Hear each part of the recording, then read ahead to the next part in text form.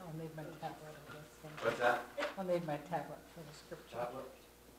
I don't know where I put it, but. Is it right here? Yep. Okay, I'm sorry.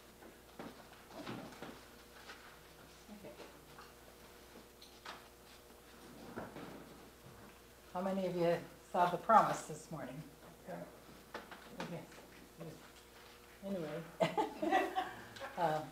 that verse means a lot to me. It's what the very first part, it says, "Her children rise up and call her blessed," and that's what we put on my mother's tombstone. And anyway, it just always touches me. And, I didn't realize it was the promise till I got here and saw it. So, anyway, okay. I've been thinking about this all week. Galen announced last Sunday that he wanted me to bring the message. He says, a mother has to speak to mothers. So anyway, been thinking about how that being a mother is a calling. You know, Eve was the first mother. And if you read in Genesis 1:27 and 28, it tells about how that God created male and female, created he them, and how that they were to have children and bear to the earth. And then Genesis 2:20 through 25. That's okay, Jerry. And so anyway, you know, Eve had grief. And you know, it's not always easy to be a mother. A lot of things happen. But you know, when we have God, it makes such a difference. God, he made mothers to bear, to love, and to nurture her children. It is not something that he gave us to do without tools. In other words, did you ever send somebody, anybody ever send you on a job and you didn't have any tools to do it with? But you know what? God he gave us tools. He didn't just say, be a mother, without giving us tools. For one thing, he gave us love. And the kind of love that he has given us is from God. It's a God-given love. And one time Gaiman brought this out in a message talking about the cows. If you've ever gathered cows, you've discovered that if something gets to pressuring that cow, she will give her life for that calf. And that's the way it is with God. He put the love in us to nurture and to keep our children. And the thing of it is that love that he put in a mother's heart, he wants to put, it's his love for us. He's transferring that love. We are his children. And that is so awesome. And you know, we see where the devil seems to have stolen a lot of that love. There's so much going on in the world that is upsetting, it's unsettling. But you know, I firmly believe it's because we have left God out. I don't think a woman could give birth to a child and not love it unless she has shut God out. And you know, we need to pray because God, it's him living and moving in us and giving us everything that we need. The thing of it is his love is available to us. And 2 Corinthians 5:17 says that we are a new creation in him. In other words, it's not hopeless. We can surrender our hearts and our lives to him, and we can become a new creation in him. We can be filled with a new life and the love and the plan that he has. Many of us have already raised our children, but you know what? That doesn't mean we're done. Number one, we can pray for our children and our grandchildren. Number two, we can be there for them. And number three, we can help them be better parents. You know, some of us may not have done it right, but God can still give us that, what we need to encourage the young people, not only our children, but those around us. And Titus 2, 3 through 5, I'll look that up. Let's see.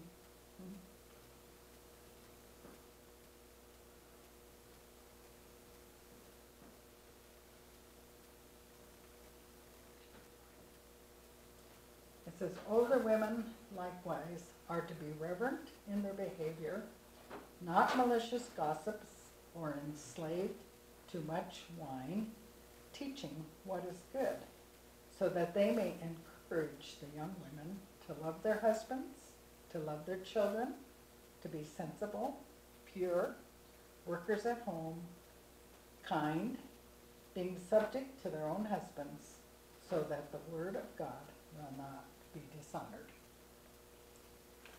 And you know, that's a job he has given us. It's a calling he has given us.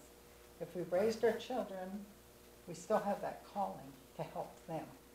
And not only them, but others. Right now,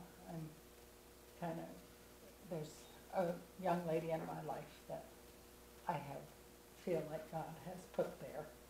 And she's hurting. And, but the Lord has put a real love for her in my heart. Anyway, this week as I was praying and thinking about it, I thought about a piece of furniture in the house. As we were doing our women's Bible study, and I thought of a piece of furniture in our house that came up that is really important, and yet it's one of the most simple pieces.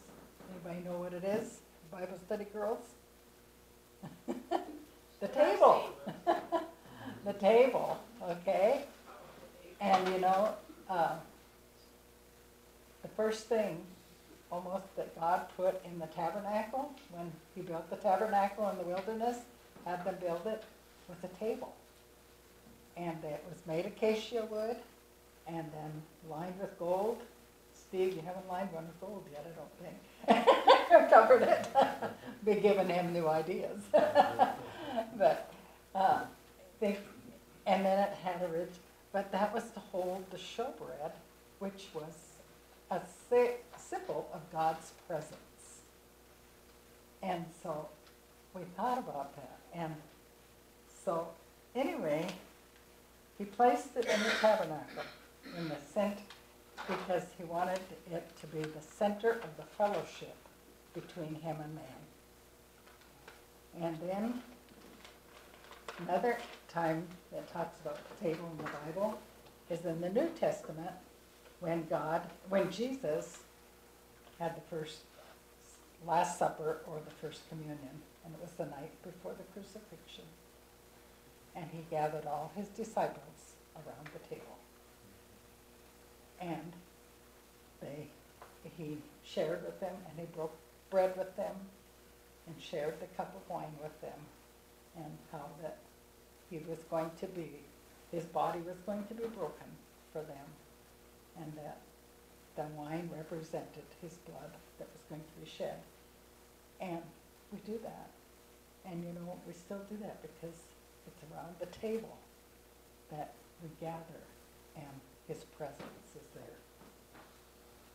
And then in 2 Samuel 9, some of you have heard the story about when David became king. Why, we know Saul had been killed, Jonathan, David's best friend, had been killed, and David became the king. And as a rule, everybody else, because it was a new family, a different king, everybody, any relatives of Saul's was probably in hiding because they were afraid their life was in danger. But you know what? David said, is there anybody left? And you know what? They said, yes, Jonathan has a son, and he's crippled. And his name is Mephibosheth. And you know what? David ordered them to bring Mephibosheth to the palace and to set him at the table. And he said, I want him to eat here with me all the rest of his days of his life. He wanted him to know he belonged to him. He belonged. He was part of the family. And so that was, so these examples from the Bible, they made me more aware than ever of the importance of the table in our home. And we've had fun over our table. For years, we used my mother's old dining room table that my mom and dad bought at an auction sale when I was just a baby. And a lot of things took place around that table. It was just so special. And I don't think we realized the importance of eating at the table together. That's where we can gather and stop and let the world go on, and we can just be us as a family.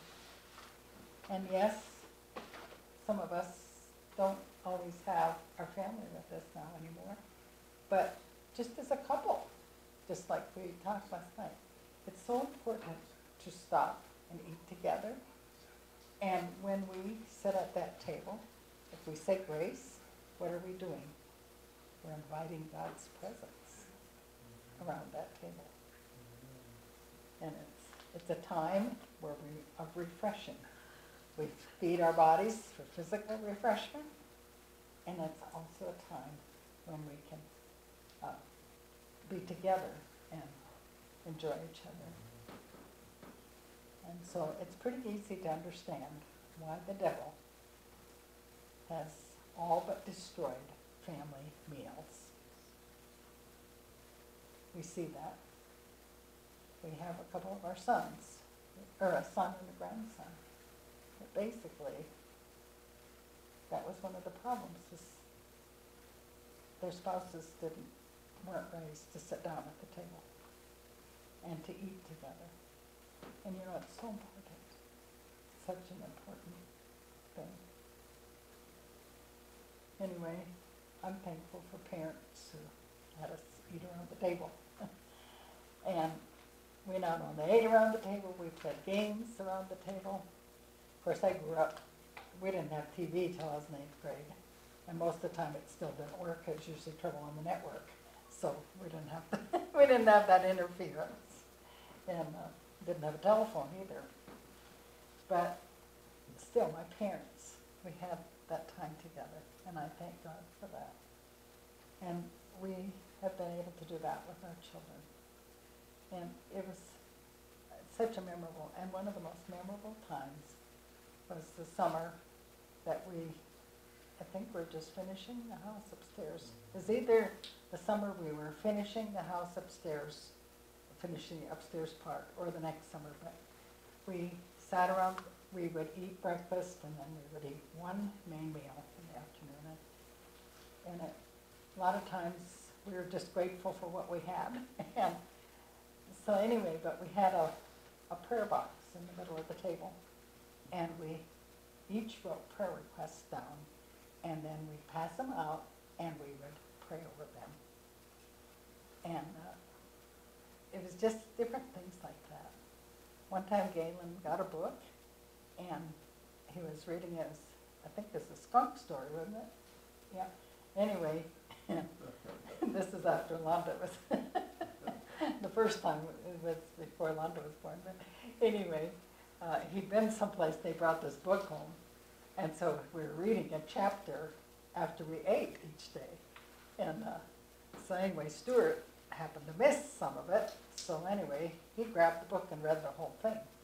Well, anyway, there was a sad part in it, and so Londa was kind of worried about it. And so anyway, we sat down at the table to eat, and Galen gets a book, and she said, "You go ahead and read it," because she said, "Stuart read it all," and he said, "It ends okay." He gave her the assurance. But see, it's those little things. We don't realize how the little things are the things. They say the little things will break a camel's back, but it's also the little things that are important, that we're going to remember when we are adults. Another thing about the table that really hit us hard was after Galen's brother had been killed in Baghdad. Susan, his wife, asked the girls, see, when he was killed, there's two girls, they were, I think, 10 and 13, I think. And Sue said to the girls, "What do you miss the most about Daddy?" They said, "Eating at the table, supper." And you know, that hit us all as a family hard. The importance of our time at the table and together. Another thing that has really touched my heart is our daughter-in-law, Alita. She told me one day, she said that when she was in high school, and she was a cheerleader and she played ball, I don't know what else she did. She said no matter what time I came home at night, my mother had a hot meal ready for me. And she would sit down with me while I ate it and talk to me about my day. And you know, I have to say Alita's an outstanding young lady. But what has made her that is that relationship with her mother and God's grace, of course. But, you know, it's a big calling. It's a heavy calling. But it's also the greatest calling. You know, the first thing God instituted after the creation was the family. Is family important? It is. Family is important. And so, yes, the father, we'll find out on Father's Day the wonderful role that the father has.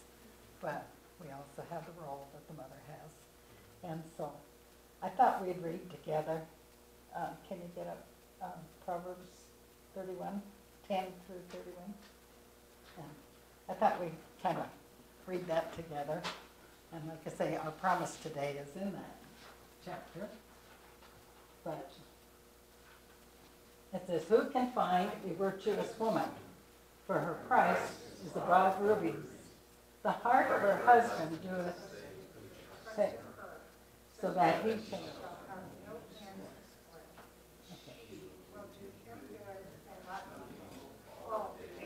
Her life, okay.